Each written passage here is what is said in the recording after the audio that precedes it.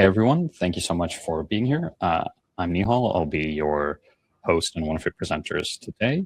And joining me, we have Tyler from Amilia, and we'll get into his little intro in just a little bit. But just some basic housekeeping.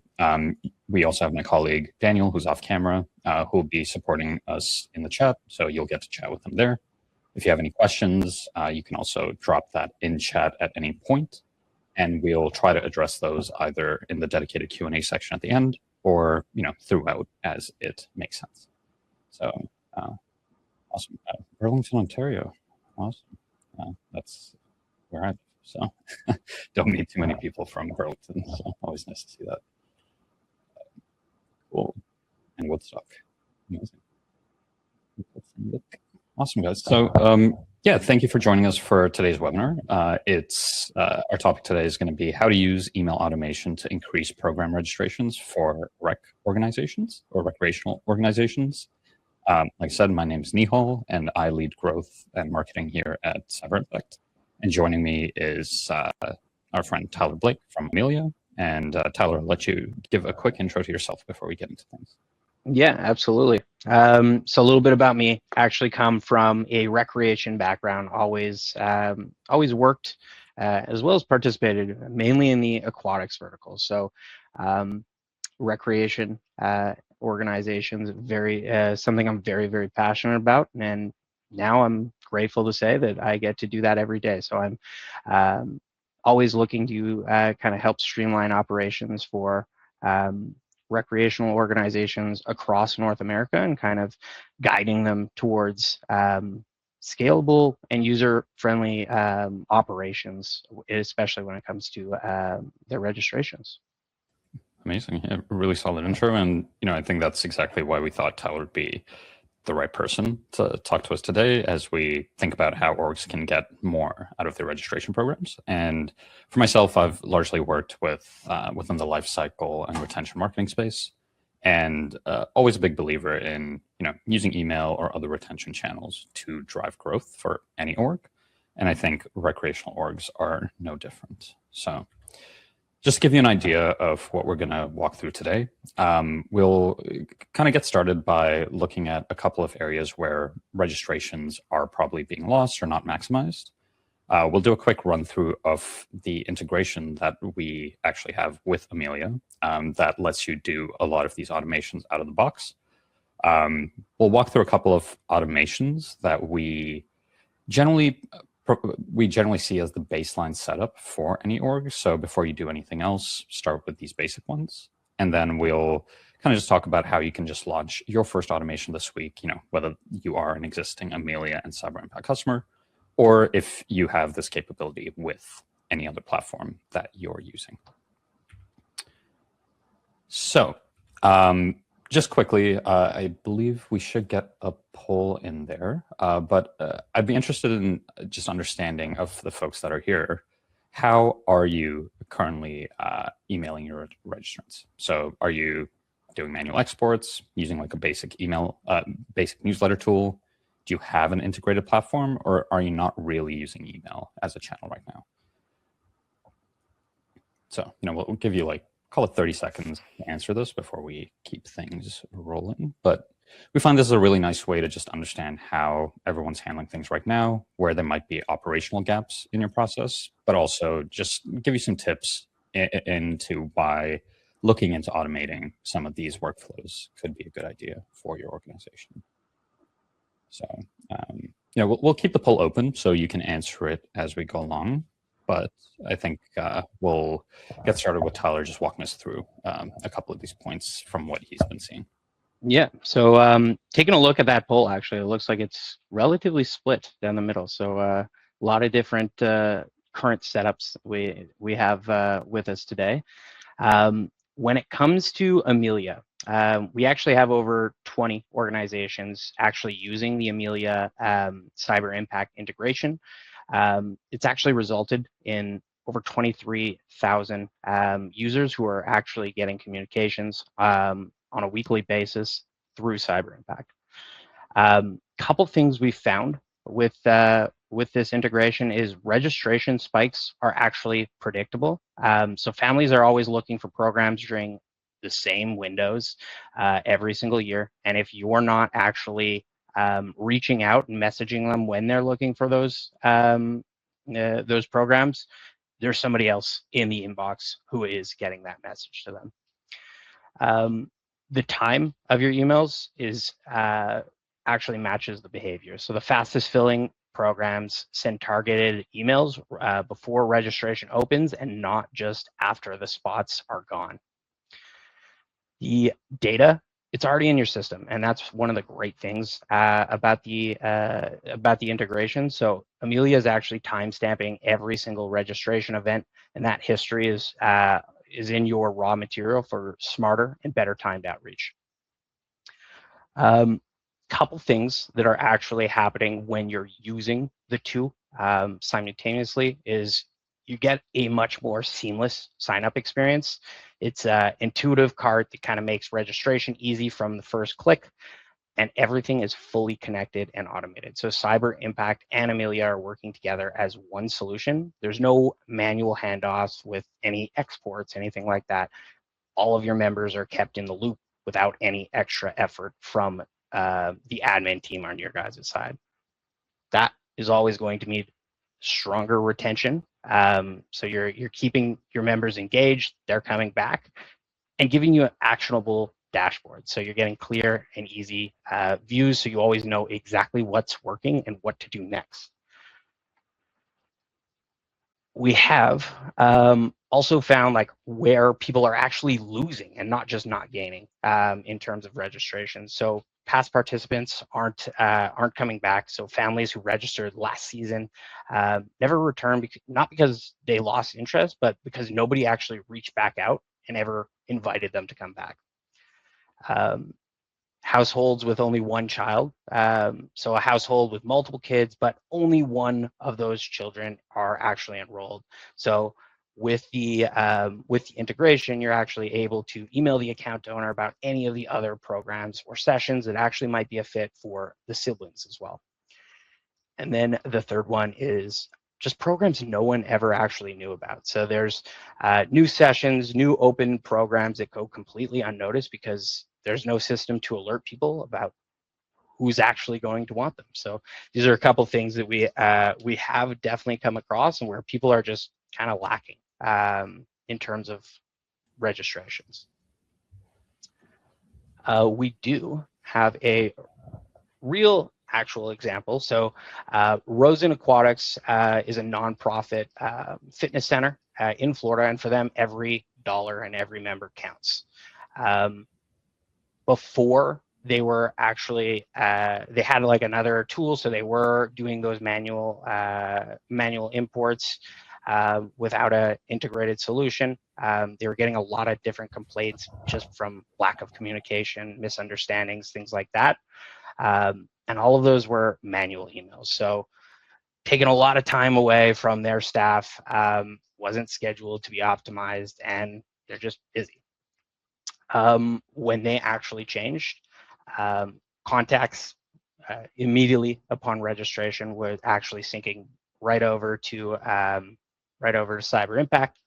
They were communicating the right message to the right customer with that set up email template, and they were scheduling tailored campaigns for specific members of their group.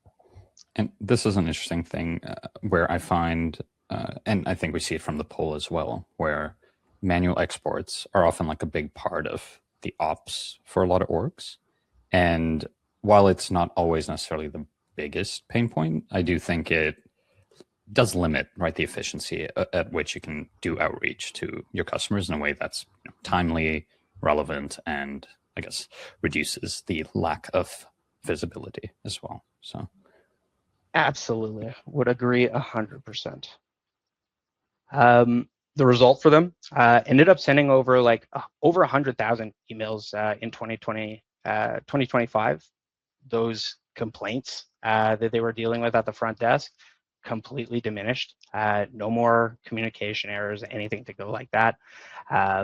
And they were just taking advantage of the ready to go kind of templates for their marketing campaigns.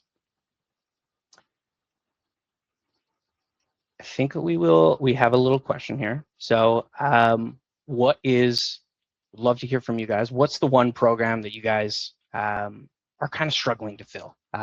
Could use a little bit more of a boost when it comes to registrations. I'm curious, from a lot of the clients you work with, Tyler, do you see any particular programming that tends to struggle more than others, or is it a pretty broad problem?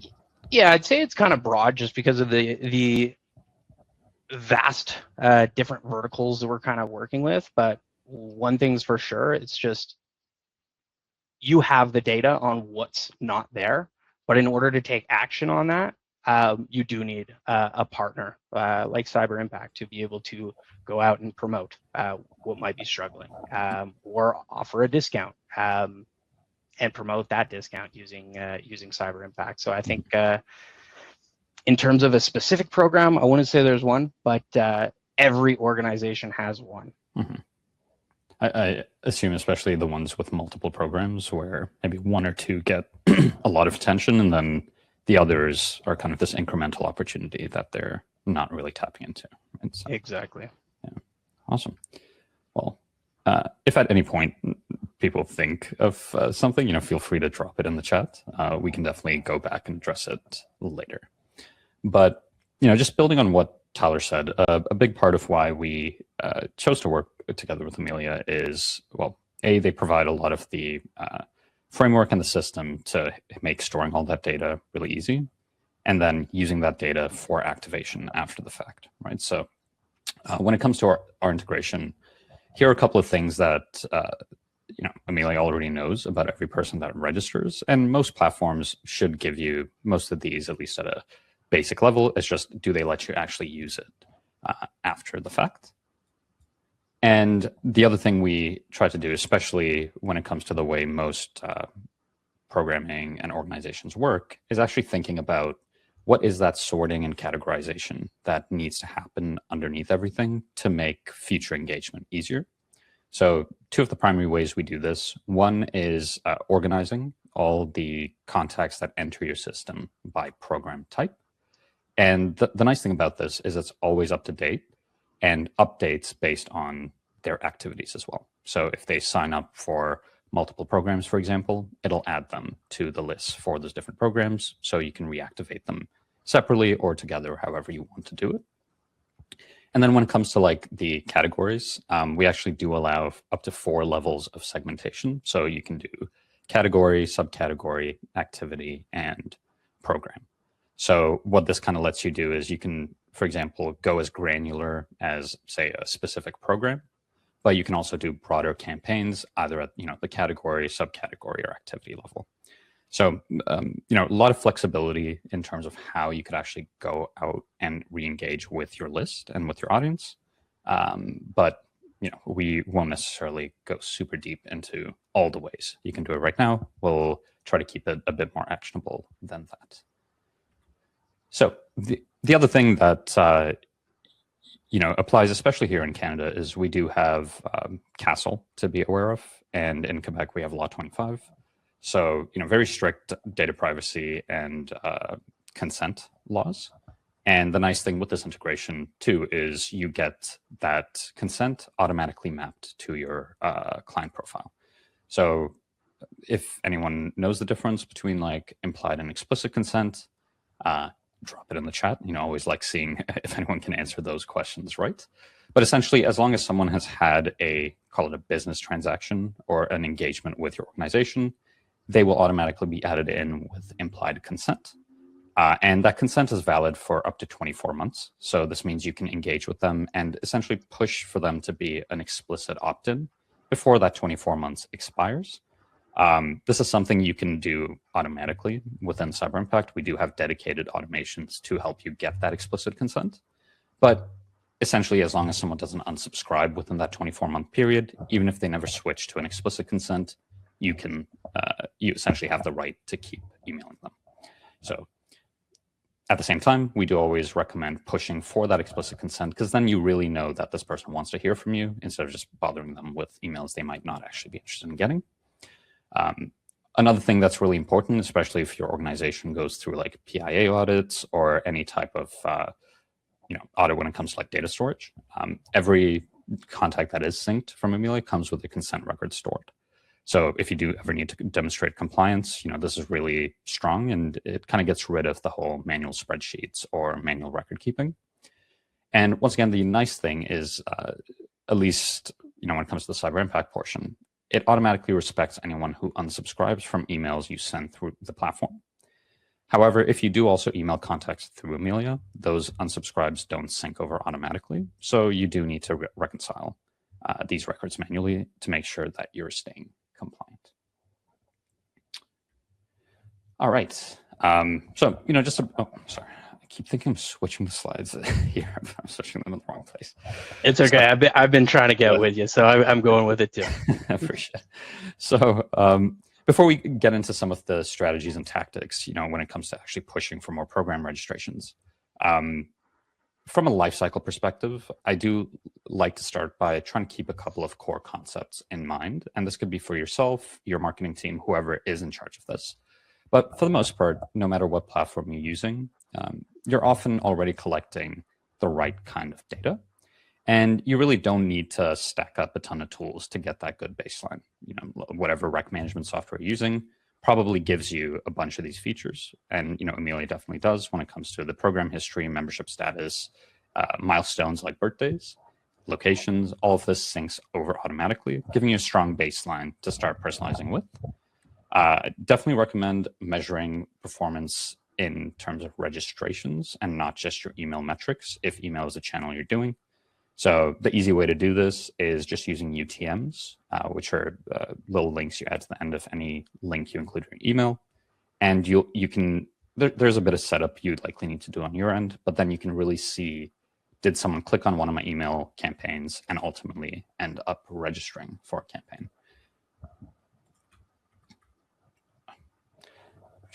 I realize I skipped a slide, but the other thing I would like us to all think about, and even when we go across the country talking about email marketing and how organizations can use it more effectively, another big thing is starting to think about email as this channel for you to build your customer's lifecycle journey through. Every contact that joins you moves through a journey, and your goal should really be to map one automation to each stage of that journey instead of just trying to do a blanket blast that maybe doesn't really give them the right information at the right time. And at its core, the nice thing about using your existing list is that retention overall across industries is usually cheaper than acquisition, right? So a returning family or a returning member is always going to be significantly cheaper and easier at the end of the day to bring back. So instead of over-investing in ads or, paid initiatives, it could be as simple as, trying to get as many people that came last year to come back this year. So a question we do get asked pretty often by our customers is, how do I write emails that convert well? And there's a ton of tips out there, but the basic ones I think apply regardless of industry that you're in. But here are a couple of ones that we like to talk about, especially when it comes to thinking about your email engagement, not just top-level metrics.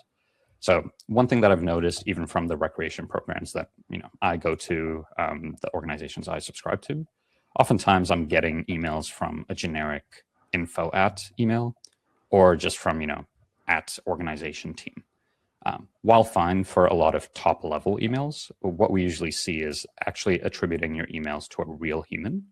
That could be a recognizable person within your organization. This often gets opened and trusted more than emails from a faceless brand. So this could be as simple as adding, Nihal from Cyberimpact as the person that the email is coming from. The other thing that we see a lot of orgs often doing is trying to stuff a lot of things into a single email. But really what you want to try to do is just focus on doing one email, one goal, one CTA, if even, and really deciding on what that single action you want someone to take before you write is very important. Very basic, but I think very important, is not trying to make your subject line do everything. The subject line job ultimately is just to get the email opened, by making it really clear what this email is about. And then the first line in your email is essentially to get people to keep reading your content. And then the final thing that I would definitely recommend starting to think about is how do you match the sender to the type of message, sorry about that, type of message that the person is receiving. So this could be a renewal reminder from, let's say, your membership coordinator. It could be a class update from an instructor instead of just your organization. And when it's time for the new season, new programming, maybe this is coming from your founder or director, right? All right. So when it comes to getting started, we do like to think about what are some of the baseline automations you can put in place without overburdening your team. We understand a lot of teams are, quite lean. Even for us, we have a pretty lean marketing team, so really picking and choosing where we invest our time is always important. But I am curious, before we get into, say, these 3 core automations, if anyone has an idea why we're just talking about 3 primary ones and not 10. Let's see, message. Okay. That's a good question, Maria. I think we can add that to the Q&A section, and we'll see if we can answer that at that point. All right. Quite group. Well, the answer is to make it easier for you. So, oftentimes we find it's very easy to get overwhelmed by what's everything I can do. So instead, we just like to make sure that you focus on these 3 that we generally see driving the most impact for our orgs. So 1, I'm sure you see this everywhere. If you do read about how to improve your retention marketing, but welcome emails for new registrants is probably your number 1 automation that you should always have, regardless of what you're doing. If you were to think about this as an in-person relationship, if someone were to walk through your doors, you wouldn't just collect their email and say bye, right? You'd actually welcome them, show them what you're all about, and then you'd slowly start introducing them to everything else that you offer. And that is where your welcome email really plays a crucial role. The second one that we see a lot of orgs maybe handling manually right now, or in a sort of disjointed way, is membership renewal emails. Something that's really interesting, even just from a consumer psychology perspective, is you don't need to worry about bothering people. Oftentimes people just forget, right? So your goal here is really just to give them a heads up that, okay, hey, your membership is about to expire, or you're running an offer, whatever it is. If they haven't taken an action, you can send them a reminder. When it's close to expiring, you can send them, a last chance. And then the piece that I think a lot of folks tend to forget is after they either, let's say, don't convert, you actually have a window after that to try to get them back in your funnel, right? So really thinking about how do I build a full cycle strategy for membership renewals is pretty important. And the third one, once again, thinking about retention, is really focusing on bringing back your lapsed participants. So, who lapsed could be, this could be a threshold that you define, but typically this might be someone that hasn't registered for a program in the past 6 to 12 months.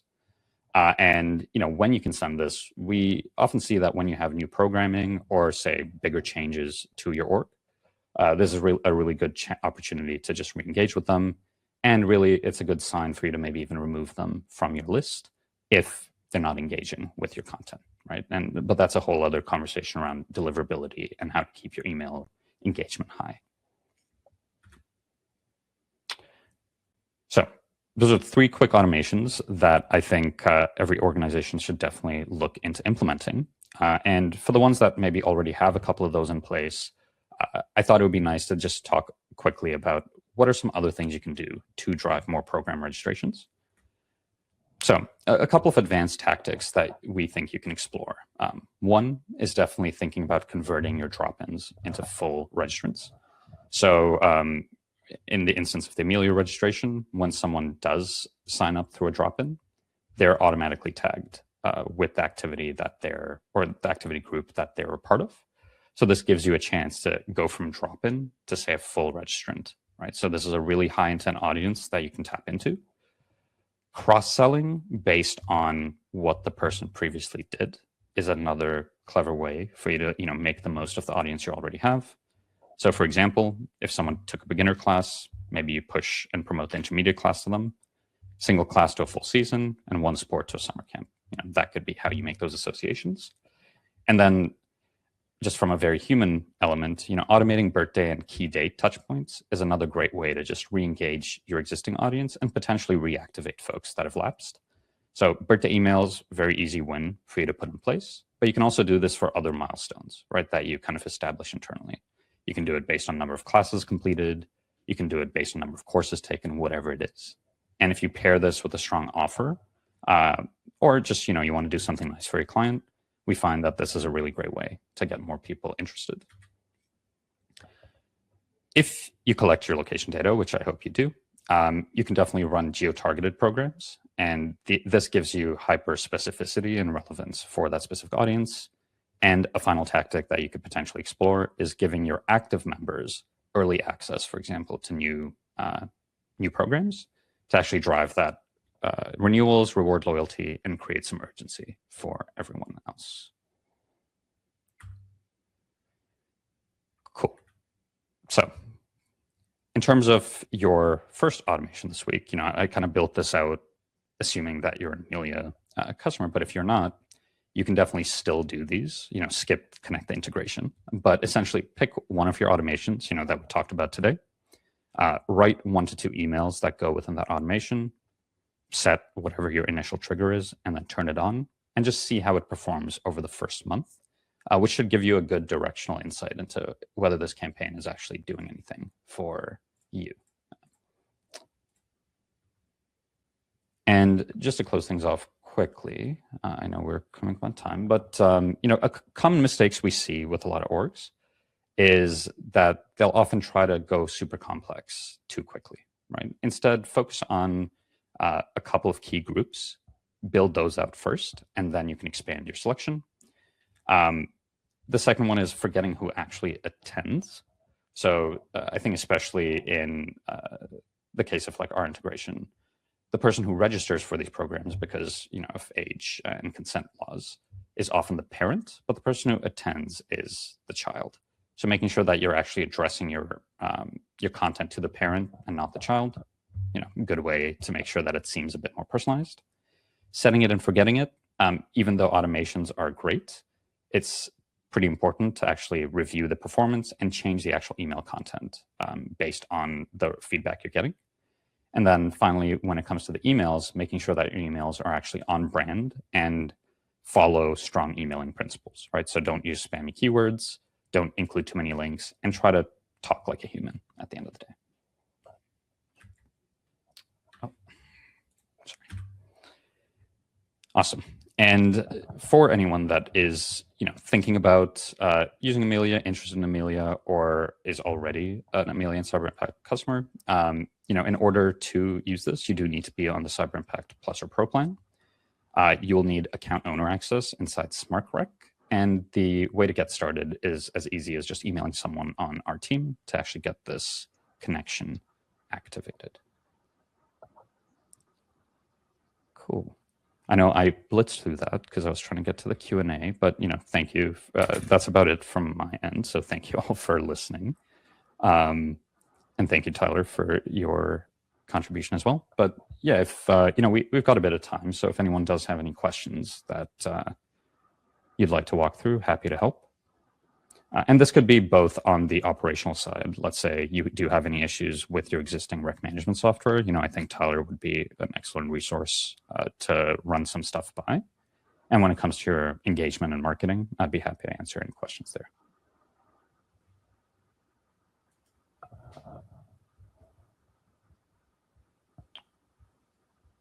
Let me see.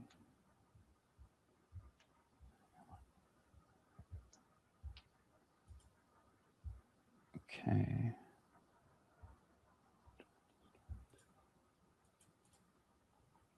No? All right. Well, quiet group. Do you have any questions, Tyler? No, I have no questions. Okay. But yeah, it was great to hopefully everybody here got a lot out of today. And if you do have any questions that you do want to reach out and discuss, anything on your operations side, feel free to shoot me an email, and we could always take the discussion up then. Yeah, and feel free to find myself on LinkedIn if you'd like. Always happy to talk email strategy, and we do have a lot of great folks on our team that are happy to help as well. So, is there a great format option for this? I'm required to issue things bilingually. Is there great? So, to your question, Eden, you can do this. So if you can clarify for me, are you asking within your email platform if you can format things this way? Let's Cyberimpact. So as of now, you can't automatically, for example, translate your full email content, between French and English. What you can do is you're required to issue things bilingually. Yeah, it's a good question. Most of the time what our customers will do is just split folks based on their language preference. So if someone comes in and they do prefer to receive communications in English, I don't think too many people are actually sending them emails in both English and French. What they might do, and I'll take this back to my team and see if I have a better answer for you, but is they're probably just leading with English content. Yeah, I was going to say, I feel like that's what they're doing. But yeah, right now, no real workaround to that, unfortunately. But I think ideally, one way you could maybe change this up is we do have a feature in Cyberimpact called dynamic blocks that lets you basically have your core content, let's say, in, we do not have language fields tied to our customers. Okay. One way you could do that, one way to solve for the language fields, depending on what platform you're using, once again, is really just asking. You can usually create a preference center in any email platform that you're using, where you can get people to set their preferred language. And based on that, you can segment them, to receive either English or French comms. The other thing you can do, as I was mentioning, Eden, is we do have this feature called dynamic blocks, where you can have the core content of your email, let's say in one language. Let's say you just want to send a French email, but then the core blocks where the real information is, you can just set that to be sent only to people with English as their preferred language. So how it could look is, your intro paragraph is in French. The dynamic block is your English version of that content, but it only shows to the people that have shown English as their preferred language. I just upgraded my plan.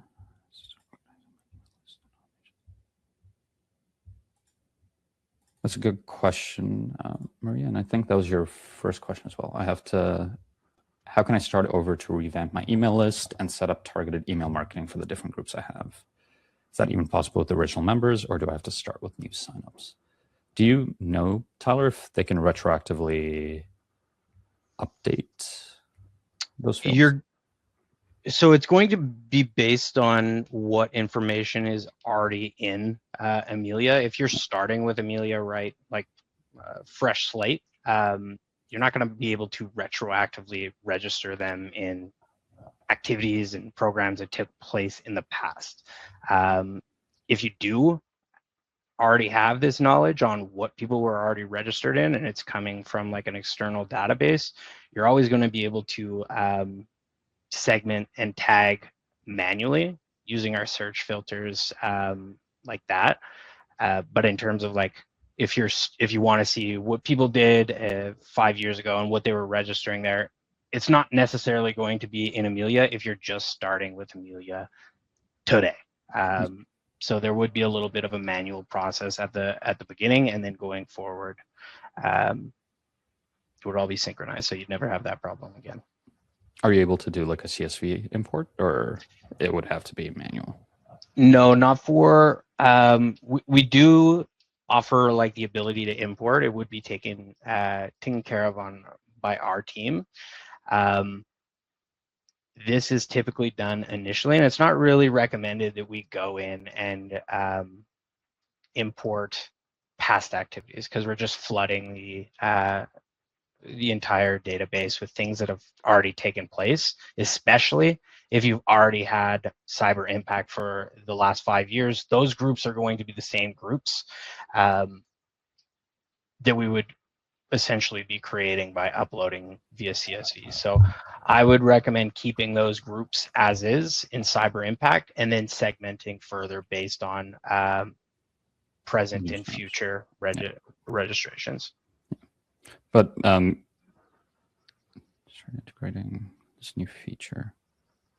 So if it's to set up the Amilia integration, you can get in touch with our team and they'll get you set up on that front. For the specific setup that you're looking for, our CS team can also just take a look, see if there's any way for us to support you. If not, we'll let you know and try to give you, the best direction on next steps. But in terms of, to Tyler's point, in terms of setting up the integration to work with your new signups and new program registrants, that should be pretty seamless once the integration is set up. Okay, amazing. Well, we are a bit over time, so thank you everyone for sticking around. If you do have any questions or want to dive deeper into anything after this, feel free to get in touch with either Tyler or myself, and we'll be more than happy to help. Sounds good? Awesome. Awesome. Take care, everybody. Thank you, everyone.